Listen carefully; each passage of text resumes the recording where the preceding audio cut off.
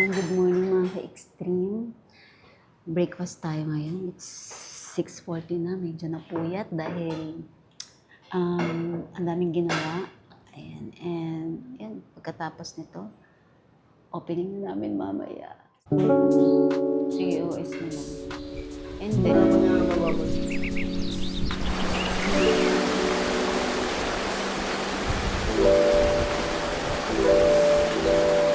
so actually, sobrang excited and at the same time, kinakabahan dahil, 'di ba, ito yung first ever branch out ng Extreme Blooms Corporation sa isang probinsya. And we know naman Aklan is medyo hindi talaga siya yung sobrang laking probinsya. Talagang nagkataon lang na dito namin talaga siya uumpisahan na mag-branch out.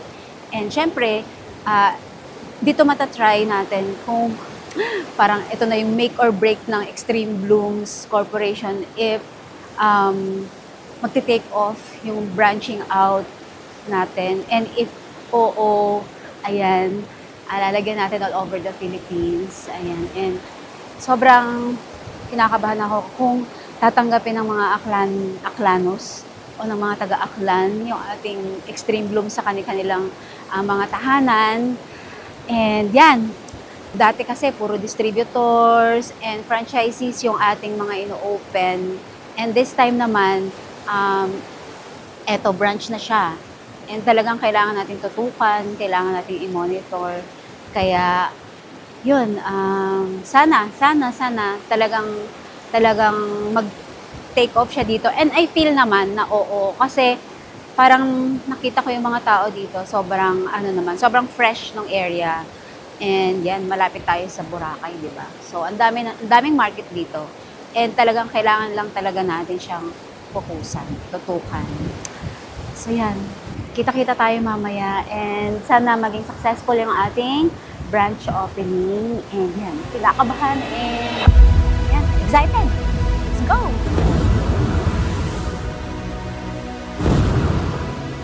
Ayan, good morning po, good morning. Welcome sa Extreme Blooms Aklan Branch.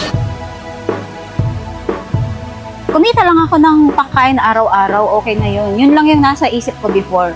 Pero parang may isip ko na magkaroon pa ng another branch or yung main ko nga, hindi ko nga yun. So, talagang blessing siya and thankful ako dahil nangyayari to. And sana talagang masustain ko to para magawa ko yung advocacy ko in life na makatulong pa at maabot pa yung maraming mga small businesses at mga kababayan natin na kailangan talagang makatipid ng consumables sa ating mga tahanan.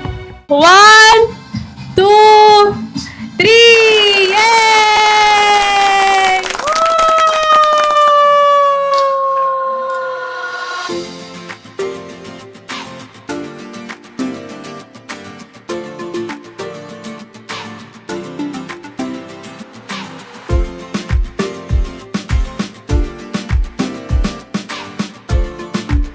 Walang imposible kapag unang-una may paniniwala kayo sa Diyos, pangalawa, tama yung gagawin nyo, at pangatlo, hindi kayo manloloko ng kapwa. Yung little kindness, it's a big thing in life. Malayo ang mararating, no? Marami kang mararating.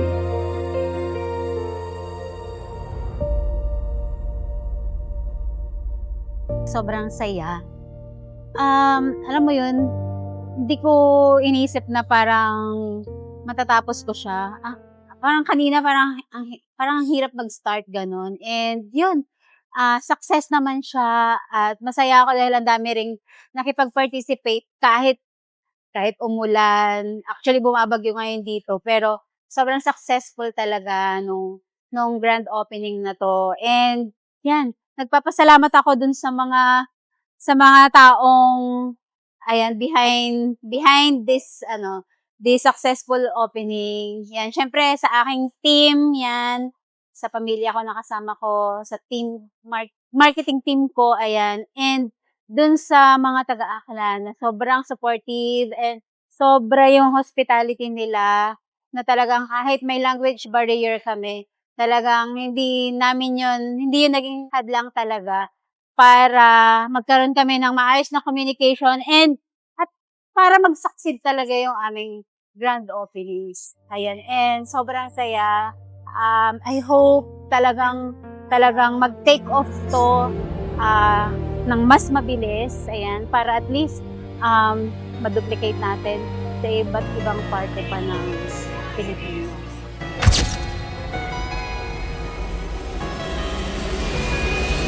Good morning po and thank you so much po sa inyong lahat sa pagpunta niyo po and enjoy niyo po yung araw na to. Feeling ko hindi na uulan. Ayan.